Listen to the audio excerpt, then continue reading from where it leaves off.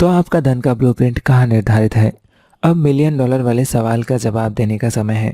धन और सफलता का आपका वर्तमान ब्लूप्रिंट कैसा है और यह अवचेतन रूप से आपको किन परिणामों की ओर ले जा रहा है?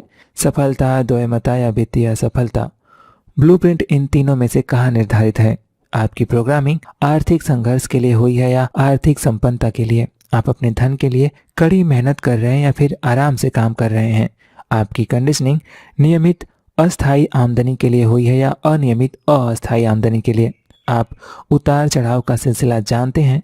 पहले तो पैसा आपके पास होता है, फिर नहीं होता है, फिर होता है, फिर नहीं होता है। ऐसा लगता है जैसे ये उतार चढ़ाव बाहरी संसार के परिणाम है। मिसाल के तौर पर, मुझे अच्छी तनख्वाह वाली नौकरी मिल गई, लेकिन फिर कंपनी दिवालिया हो गई। फिर मैंने अपना खुद का बिजनेस शुरू किया और स्थिति बहुत अच्छी दिख रही थी, लेकिन बाजार ठंडा पड़ गया। मेरा अगला बिजनेस बेहतरीन चल रहा था, लेकिन तभी मेरा पार्टनर छोड़कर चला गया, इत्यादि। मूर्ख ना बने, यह आपके ब्लूप्रिंट का किया धरा है। आपकी प्रोग्रामिंग कितनी आमदनी की है? ऊंची आमदनी, मध्यम आमदनी या फिर कम आमदनी? क्या आप जानते हैं कि हम में से कई लोगों की प्रोग्रामिंग असली डॉलर की धनराशि में हुई है? क्या आपकी प्रोग्रामिंग हर साल 20,000 से 30,000 डॉलर कमाने के लिए हुई है? 40 से 60,000, 75 से 1 लाख डॉलर या 1.5 लाख से 2 लाख डॉलर? हर साल 2.5 लाख या उससे भी ज़्यादा? कुछ साल पहले हमारे 2 घंटे के एक संध्याकालीन सेमिनार में एक बेहतरीन पोशाक वाला व्यक्ति बैठा था। सेमिनार पूरा होने के बाद उसने मुझसे पूछा कि क्या 3 दिन के मिलियनियर माइंड कोर्स से उसे कोई मदद मिल सकती है, क्योंकि वह तो पहले से ही हर साल 5 लाख डॉलर कमा रहा है। मैंने उससे पूछा कि वह 5 लाख डॉलर कब से कमा रहा है। उसने जवाब दिया, लगातार 7 साल से। मैं यही सुनना चाहता था। मैंने उससे कहा कि वह हर साल 20 लाख डॉलर क्यों नहीं कमा रहा है। मैंने उसे यह भी बताया कि यह कोर्स उन लोगों के लिए है जो अपनी पूर्ण वित्तीय संभावना तक पहुंचना चाहते हैं। फिर मैंने उसे इस बारे में सोचने को कहा कि वह आधे मिलियन डॉलर की धनराशि पर ही क्यों अटका हुआ है। उसने कोर्स में आने का फैसला कर लिया। 1 साल बाद मुझे उसका ईमेल मिला, जिसमें लिखा था, कोर्स अविश्वसनीय रूप से फायदेमंद था, लेकिन मुझसे एक गलती हो गई। अपने धन के ब्लूप्रिंट को दोबारा निर्धारित करते समय मैंने 20 लाख डॉलर सालाना आमदनी का लक्ष्य रखा, जो हमने पहले सोचा था। मैं इस साल उतनी कमाई कर चुका हूँ, इसलिए अब मैं कोर्स में दोबारा आ रहा हूँ ताकि ब्लूप्रिंट की प्रोग्रामिंग 1 करोड़ डॉलर के सालाना लक्ष्य पर कर लूँ। मैं यहाँ सिर्फ यह कहना चाहता हूँ कि वास्तविक धनराशि महत्वपूर्ण नहीं है। महत्वपूर्ण तो यह है कि क्या आप अपनी पूरी वित्तीय संभावना तक पहुँच रहे हैं।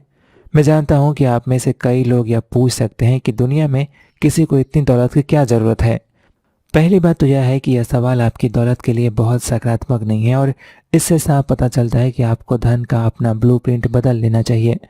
दूसरी बात यह, वह व्यक्ति इतनी बड़ी धनराशि इसलिए कमाना चाहता है क्योंकि वह अफ्रीका में एड्स पीड़ितों की मदद करने वाली एक संस्था को बहुत बड़ा दान देना चाहता है। तो यह गलत धारणा छोड़ दें कि अमीर लोग लालची होते हैं। आइए आगे चलते हैं। आपकी प्रोग्रामिंग पैसे बचाने के लिए हुई है या पैसे खर्च करने के लिए? आपकी प्रोग्रामिंग अपने धन के अच्छे प्रबंधन के लिए हुई है या इसके बुरे प्रबंधन के लिए? आपकी प्रोग्रामिंग लाभकारी निवेश खोजने के लिए हुई है या हानिकारक निवेश खोजने के लिए? आप सोच सकते हैं, शेयर बाजार या रियल एस्टेट में मेरे फायदे नुकसान का मेरे ब्लूप्रिंट से क्या लेना देना? जरा सोचें, शेयर या जमीन जायदाद कौन चुनता है? आप चुनते हैं। इसे खरीदने का फैसला कौन करता है? आप करते हैं। इसे बेचने का फैसला कौन करता है? आप करते हैं। मुझे लगता है कि इस पूरे मामले में आपका लेना देना तो है। मेरा सैन डिएगो में लैरी नामक एक परिचित है। पैसा बनाने के मामले में लैरी चुंबक है। उसका ब्लूप्रिंट यकीनन ऊंची आमदनी का है, लेकिन उस पैसे के निवेश के मामले में उसके पास मौत का चुंबन है। वह जिस भी चीज में निवेश करता है वह चट्टान की तरह पहाड़ से लुढ़कने लगती है। क्या आप यकीन करेंगे कि उसके डैडी के साथ भी बिल्कुल यही समस्या थी? ओह, मैं निवेश संबंधी सलाह लेने के लिए लैरी के करीबी संपर्क में रहता हूँ। उसकी सलाह हमेशा आदर्श होती है, आदर्श रूप से गलत। लैरी जो भी सलाह देता है मैं उसका उल्टा काम करता हूँ। मैं लैरी से प्यार करता हूँ। दूसरी तरफ कई लोग पारस पत्थर की तरह होते हैं। वे जिस चीज़ को छू लेते हैं वह सोने में बदल जाती है। पारस पत्थर का स्पर्श और मौत का चुंबन दोनों ही सिंड्रोम धन के ब्लूप्रिंट के प्रकटीकरण भर हैं। ये इससे ज़्यादा कुछ नहीं है। मैं एक बार फिर से कहता हूँ, आपके धन का ब्लूप्रिंट आपके वित्तीय जीवन और यहाँ तक कि आपके निजी जीवन को भी प्रभावित करेगा। अगर आप महिला हैं जिसका धन का ब्लूप्रिंट निचले स्तर पर है, तो इस बात की संभावना है कि आप ऐसे पुरुष को आकर्षित करेंगी जिसका ब्लूप्रिंट भी नीचे तय होगा, ताकि आप आर्थिक दृष्टि से अपने आरामदेह दायरे में रह सकें और अपने ब्लूप्रिंट को सही साबित कर सकें। अगर आप पुरुष हैं जिसका ब्लूप्रिंट निचले स्तर पर है, तो इस बात की संभावना है कि आप ऐसी महिला को आकर्षित करेंगे जो खर्चीली होगी और आपको अपने सारे पैसे से मुक्ति दिला देगी, ताकि आप अपने वित्तीय आरामदेह दायरे में रह सकें और अपने ब्लूप्रिंट को सही साबित कर सकें। ज़्यादातर लोग मानते हैं कि उनके बिजनेस की सफलता मूलतः उनकी बिजनेस योग्यताओं और ज्ञान या फिर कम से कम बाजार में उनकी टाइमिंग पर निर्भर है। मुझे आपको यह बताते हुए बहुत अफसोस हो रहा है कि यह धारणा कोरी बकवास है, बकवास के सिवाय और कुछ नहीं है। आपका बिजनेस कितनी अच्छी तरह से चलता है यह आपके धन के ब्लूप्रिंट का परिणाम है। आपका ब्लूप्रिंट हमेशा सही साबित होगा। अगर आपका ब्लूप्रिंट $1,00,000 की सालाना आमदनी पता है, तो आपका बिजनेस उतना ही अच्छा चलेगा, ताकि आपको हर साल $1,00,000 की आमदनी हो जाए। मान लीजिए आप सेल्समैन हैं और आपका ब्लूप्रिंट $50,000 सालाना आमदनी के लिए तय है। अगर किसी तरह आप कोई बड़ी बिक्री कर लेते हैं जिससे आपको उस साल $90,000 मिल जाते हैं, तो या तो वह बिक्री रद्द हो जाएगी या फिर आपका अगला साल दुर्भाग्यशाली साबित होगा और आपको अपने वित्तीय ब्लूप्रिंट के स्तर पर ले आएगा। दूसरी तरफ अगर आपका ब्लूप्रिंट $50,000 आमदनी पर तय है और 2 साल से आप मंदी में चल रहे हैं, तो चिंता ना करें, आपको यह सब वापस मिल जाएगा। ऐसा होना ही है। यह तो मस्तिष्क और धन का अचेतन नियम है। इस स्थिति में कोई शायद सड़क के पार पैदल जाते समय बस से टकरा जाएगा और उसे बीमे में पूरे $50,000 मिल जाएंगे। यह आसान है। अगर आपका ब्लूप्रिंट $50,000 पर तय है, तो किसी न किसी तरह से अंततः आपको यही मिलेगा। तो एक बार फिर आप यह बात कैसे बता सकते हैं कि आपके धन का ब्लूप्रिंट कहाँ पर तय है? इसका एक स्पष्ट तरीका यह है कि आप अपने परिणाम देख लें, अपना बैंक खाता देखें, अपनी आमदनी देखें, अपनी नेटवर्थ देखें, निवेश में अपनी सफलता देखें, बिजनेस में अपनी सफलता देखें। देखें कि आप फिजूल खर्ची हैं या मितव्ययी। देखें कि आप अपने धन का कितना अच्छा प्रबंधन करते हैं। देखें कि आपकी आदतें नियमित हैं या अनियमित। देखें कि आप पैसे के लिए कितनी कड़ी मेहनत करते हैं। अपने उन संबंधों को देखें जिनमें धन शामिल हो। धन मुश्किल से आता है या आसानी से? आप बिजनेस करते हैं या नौकरी? आप एक बिजनेस या नौकरी से लंबे समय तक चिपके रहते हैं या फिर काफ़ी उछल कूद करते रहते हैं? आपका ब्लूप्रिंट थर्मोस्टेट, तापमान स्थिर करने वाला यंत्र की तरह होता है। अगर कमरे का तापमान 72 डिग्री फ़ारेनहाइट है, तो इस बात की अच्छी संभावना है कि थर्मोस्टेट 72 डिग्री पर निर्धारित होगा। यह मामला दिलचस्प हो जाता है। क्या यह संभव है कि खिड़की खुली होने और बाहर ठंडक होने के कारण कमरे का तापमान घटकर 65 डिग्री हो जाए? जाहिर है संभव है, लेकिन अंततः क्या होगा? थर्मोस्टेट जीत जाएगा और तापमान को फिर से 72 डिग्री पर ले आएगा। इसके अलावा क्या यह भी संभव है कि खिड़की खुली होने और बाहर गर्मी होने के कारण कमरे का तापमान 77 डिग्री तक पहुंच जाए? निश्चित रूप से यह भी संभव है, लेकिन अंततः क्या होगा? थर्मोस्टेट जीत जाएगा और तापमान फिर से 72 डिग्री पर ले आएगा। कमरे के तापमान को अस्थायी रूप से बदलने का इकलौता तरीका थर्मोस्टेट को दोबारा निर्धारित करना है। इसी तरह से अपनी वित्तीय सफलता के स्तर को अस्थायी रूप से बदलने का एकमात्र तरीका अपने वित्तीय थर्मोस्टेट यानी कि अपने धन के ब्लूप्रिंट को दोबारा निर्धारित करना है। दौलत का सिद्धांत। कमरे के तापमान को अस्थायी रूप से बदलने का इकलौता तरीका थर्मोस्टेट को दोबारा निर्धारित करना है। इसी तरह अपनी वित्तीय सफलता के असर को अस्थायी रूप से बदलने का एकमात्र तरीका अपने वित्तीय थर्मोस्टेट यानी कि अपने धन के ब्लूप्रिंट को दोबारा निर्धारित करना है।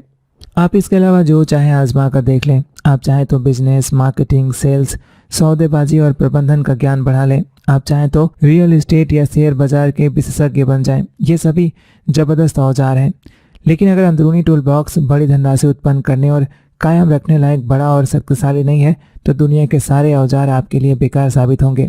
एक बार फिर यह साधारण सा गणित है। आपकी आमदनी सिर्फ उसी हद तक बढ़ सकती है जिस हद तक आप बढ़ते हैं। सौभाग्य कहें या दुर्भाग्य कहें, धन और सफलता का आपका व्यक्तिगत ब्लूप्रिंट आपके साथ जिंदगी भर रहेगा, जब तक कि आप इसे पहचान और बदल ना लें। हम इस पुस्तक के खंडों में यही काम करेंगे। याद रखें, हर परिवर्तन का पहला तत्व जागरूकता होता है। खुद पर नजर रखें, सचेत बने, अपने विचारों, डरों, विश्वासों, आदतों, कार्यों और यहाँ तक कि अपनी निष्क्रियताओं पर भी ध्यान दें।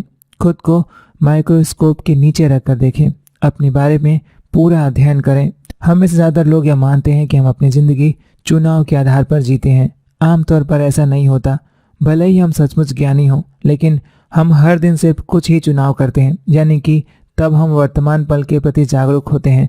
ज़्यादातर मामलों में तो हम रोबोट की तरह होते हैं, ऑटोमेटिक होते हैं और अपने अतीत की कंडीशनिंग तथा पुरानी आदतों के हिसाब से जीते हैं। यहीं पर चेतना काम आती है। चेतना आपके विचारों और कार्यों का निरीक्षण करती रहती है, ताकि आप अतीत की प्रोग्रामिंग के बजाय वर्तमान पल में सही चुनाव करके जिएं। सचेत रहकर हम अतीत के बजाय वर्तमान के आधार पर जीवन जी सकते हैं। इस तरीके से हम स्थितियों पर उचित प्रतिक्रिया करके और अपनी कुशलताओं व गुणों का पूरी क्षमता से दोहन करेंगे।